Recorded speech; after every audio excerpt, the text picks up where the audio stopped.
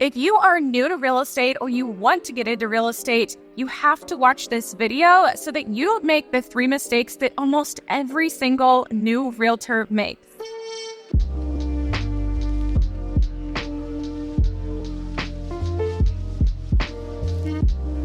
Hey guys, my name is Tessabella and I am here to help you make more money in real estate. Now, before we get started, be sure to check out the description below this video, not only to hit that subscribe button, but also to check out our totally free course that teaches you how to make your next $100,000 in real estate commissions in 90 days. Not only is it a free course, but it is an amazing community of so many like-minded entrepreneurs and real estate professionals. Trust me, you don't want to miss out on getting in that community. Now let's dive into what are the 3 top mistakes that almost every single new real estate agent makes. Mistake number 1 is that they're either acting as a part-time agent or as a secret agent. Now, you may have heard these terms before. A part-time agent is quite like what it sounds like. They're not really putting 100% of their time, effort, and energy into working their real estate business. Now, I totally understand that sometimes when you're making that transition from a previous career into the world of real estate, sometimes it's not easy, and it certainly can be scary to take the leap and really go all in on your business. But I can tell you with absolute certainty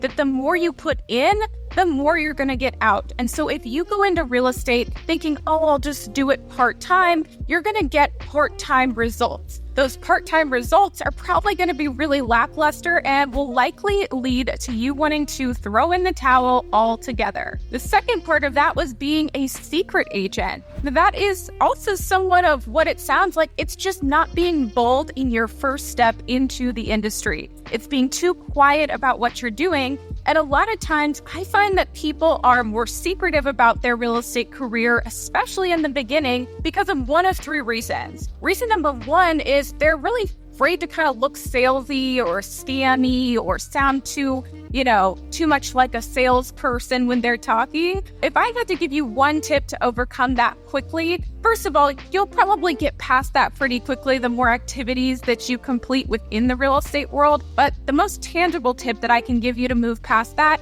is to practice your opening line. You want to make sure that when somebody asks, oh, what do you do? That your answer is that I'm a realtor, or oh, I'm in real estate, I'm a real estate agent. That doesn't A, sound confident at all, and B, that doesn't lead somebody to want to continue a conversation with you. Instead, you want to really have an incredible opening statement that you not only nail it once, but you nail it every single time and say it with absolute confidence. So one way to do this would be to hone in on a little bit more of a niche that you specifically help. What are the types of people that you can really serve and that you intend to serve in your real estate career? Then get specific with a statement that's really kind of thought-provoking and makes somebody actually want to continue a conversation with you. So maybe my response when somebody asks what I do is, oh, I actually help people who are just out of college get into their first property in the first 90 days out of college, or something like that. Or I specialize in helping newlyweds buy their first property so they can start building a real estate portfolio day 1 as a couple. Now you can see how if I were to answer a question with either one of those responses, not only did I say it with confidence, and that's going to come across in my tonality, but also I've now created an opportunity for more follow-up conversation. Instead of just saying a realtor kind of shuts it down right there, instead, now people say, oh, wow, that's really interesting. How do you go about and do that? And they're going to actually dive deeper into a conversation with you. Another thing that'll happen a lot of times when you nail this is now somebody's going to start racking their mind a bit to think, okay, well, who do I know that fits that description? In the example I gave you of talking about newlyweds, chances are if I'm networking with somebody and that was the response I gave, they may come back with, oh, my brother just got married. That's super cool. Maybe I can connect you guys. So the more confident you can be with introducing yourself, it'll help you to really connect with people and not come across or feel slimy or kind of salesy. The second reason that a lot of times agents tend to be a little more secretive or a little bit more part-time in the beginning is they're worried about their lack of knowledge. Now, again, that will also be overcome with more time spent actively pursuing real estate activities, but you can also overcome this by plugging in and learning more. The more that you really immerse yourself in what you're doing, the better off you will be. See, this seems like an obvious concept, but so often we overlook it. But I want you to think about sports for a second. Think about your favorite sports team, whether it's football, baseball, basketball, whatever sport you absolutely love. When you think about the players on that team, they are training all day, every day, preparing for that game day.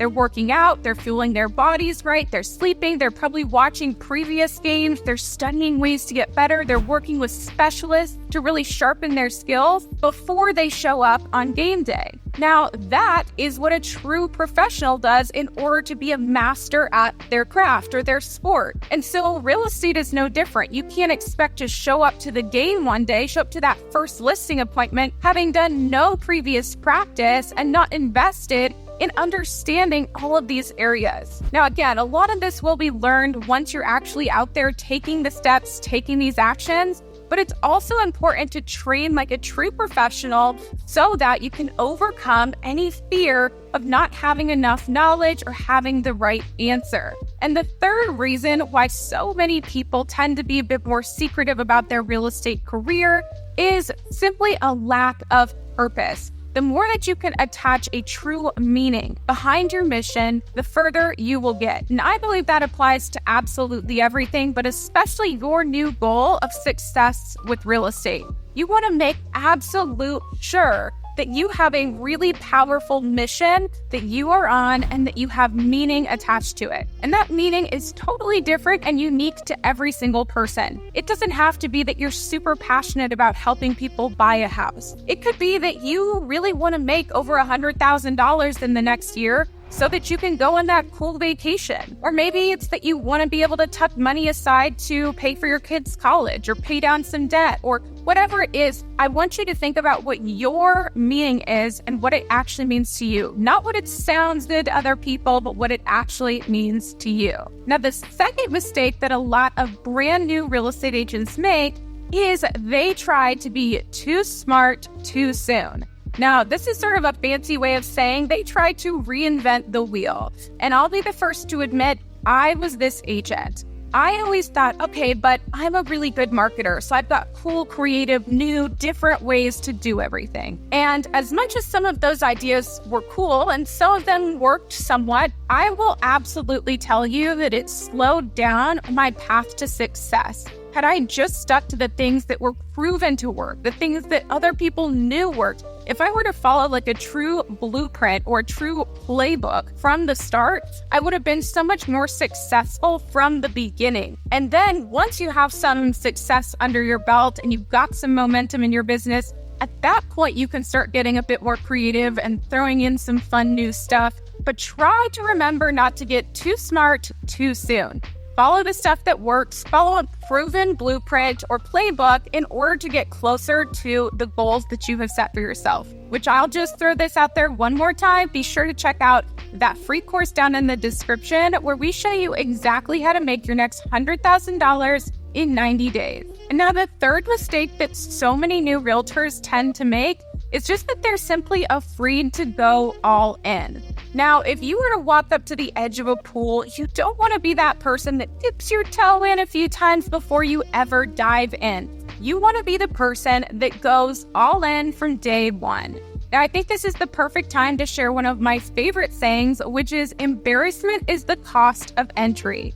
A lot of times we fear trying new things for the fear of looking silly, looking stupid, or worried that it might be embarrassing. What are people going to think? Oh, what is that friend from high school on Facebook going to think when I make my announcement post that I'm now in real estate? At the end of the day, embarrassment is the cost of entry. It is simply what you have to do in order to push past and get closer to what you really want.